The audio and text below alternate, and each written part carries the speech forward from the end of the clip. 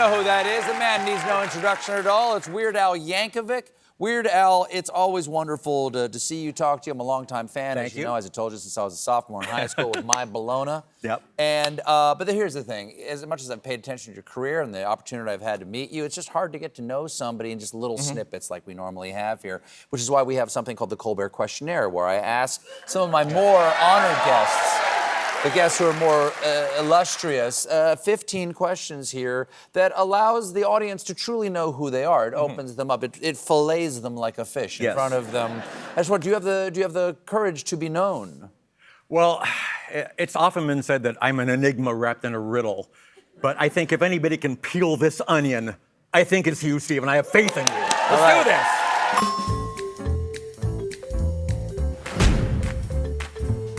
Weird Al, what is the best sandwich?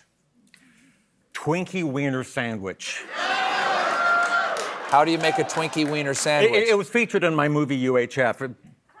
Please sit down. Please sit down. Sit down. Okay. You stick you suck out the cream and put the wiener in? Let me go through it. So you take a Twinkie, you split it lengthwise, and you put in a hot dog, AKA wiener, in the middle, and you put spray cheese on the top, and then for the full effect, you dunk it in a glass of milk and then take a bite. So, what was your first concert that you attended?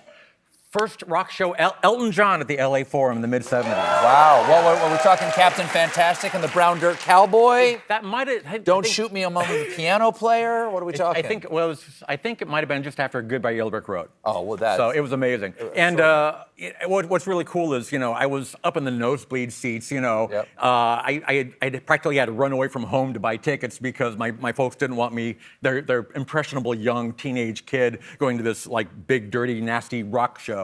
Sure. But I was up in the nosebleeds watching through those cheap binoculars because you didn't have the big screens back in the 70s. Yeah.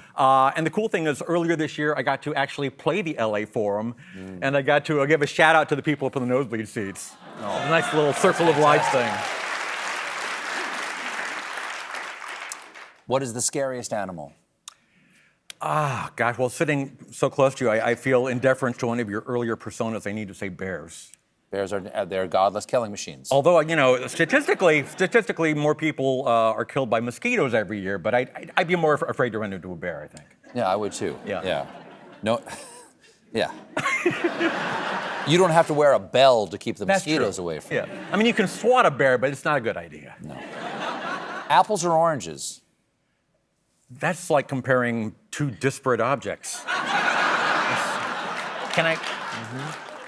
I don't know if this is allowed, but can I say for juice, oranges, and for eating apples? Yes. Okay, good. That's acceptable. Okay. No one has ever, a lot of people try to avoid this one, but no one's ever taken that I go angle. right for it. Have you ever asked someone for their autograph? I'm not a big autograph guy, but I remember the very first autograph I ever got was, I was 7 or 8 years old, and I waited in a long line, and I got Myron Floren's autograph. I'm sorry. You don't know Myron Floren? The accordion player for the Lawrence Welk Show? Oh, wow. Sex god Myron Floren? I remember him. Okay. Every Sunday night, obviously. Yes, of course. Wow. You really were 7? Give Myron Floren, can I have your autograph? Yeah. Was he nice about it? He was great. He was the greatest accordion player I'd ever met. Do you still have it? Somewhere, yes. Okay. In a box. All right.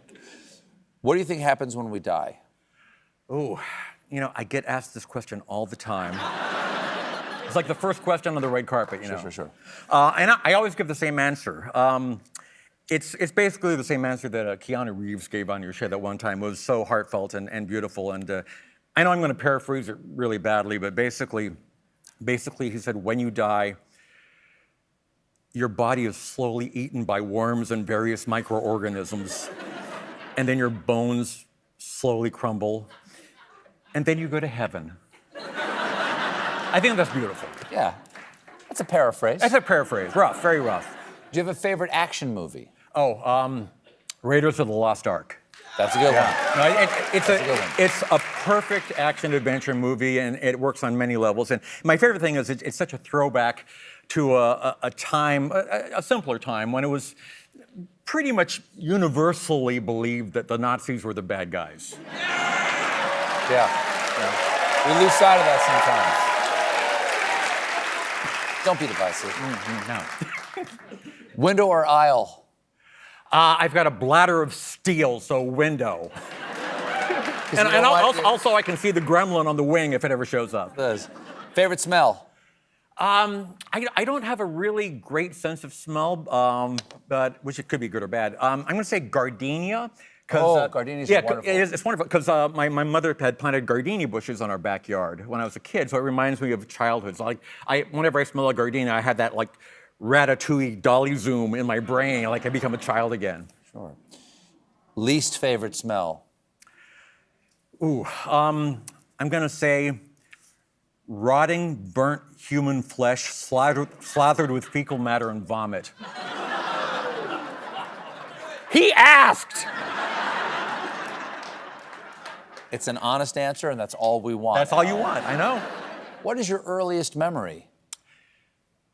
I had a traumatic experience when I was exactly 2 years old.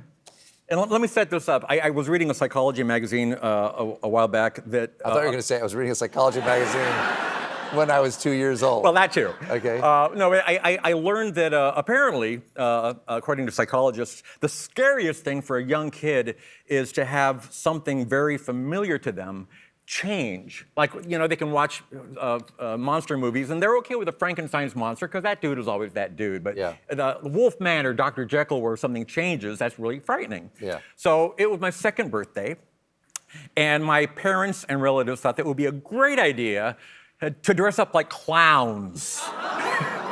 So everybody that I knew and loved dearly was suddenly this grotesque monster. And I only remember really what I've seen in the home movies, which is me screaming my head off the entire time. Are you okay?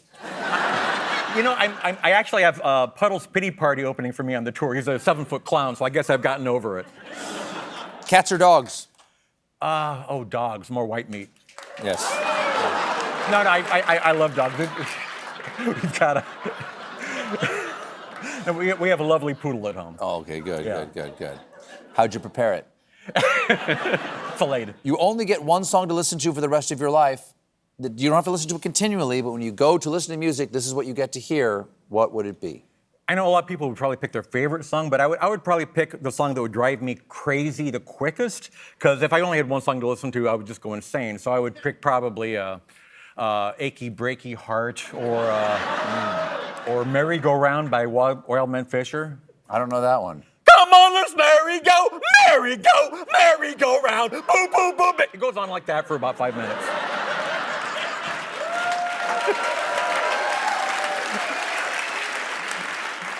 What number am I thinking of? Okay, now can I ask you a couple questions? Related questions? Nope. Please! Okay. Please! Okay. Okay, all right. Do you always think of the same number when you ask this question? I do. Is it a irrational or imaginary number like pi or the square root of -1? It is an integer. Positive integer less than 1,000? That's too close. Positive integer less than 1,000,000? Yes. Okay. I have a good feeling about this. I'm really good at this. 27. No. Oh! So close! So close! Describe the rest of your life in 5 words. Be kind, bring joy, repeat.